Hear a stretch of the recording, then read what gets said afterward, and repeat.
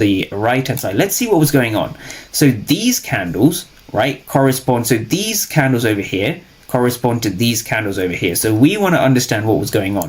So if we kind of zoom in a little bit, what we can see, right, let's read the numbers. 7 for 143, right? This number stood out to me. This number definitely stood out to me, and also so did all of these over here. So first of all, let's go over what 7 for 143 means, right? So I've been through this in every video.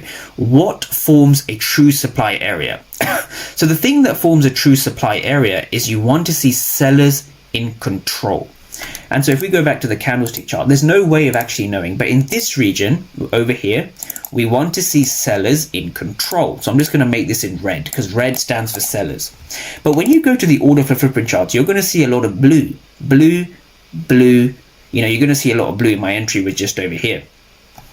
So technically, yeah, my entry was just about here. So what was going on here? So when you see 7 for 143, the 143 means there were 143 aggressive buyers, right? There were 143 aggressive buyers. There were only 7 aggressive sellers, right? So we have the bid and we have the ask. The bid is on the left and the ask is on the right. So when you see 7 for 143, that means there were a lot more aggressive buyers than aggressive sellers, right?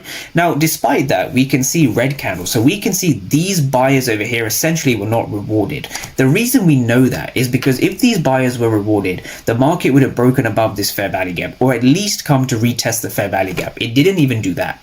So we're studying the retest. So we see price breaking, and now we're studying the retest. And so the retest above the daily opening price, essentially reading the retest, reading the order flow, tells us that we're at a supply area. It's not any pattern. It's not any indicator. It's not any fair value gap. It's not any moon cycle. It's not any psychological number. It's nothing like that. Everything comes down to understanding who is in control between the buyers and the sellers. And so I'm trying to break this down as simply as I can.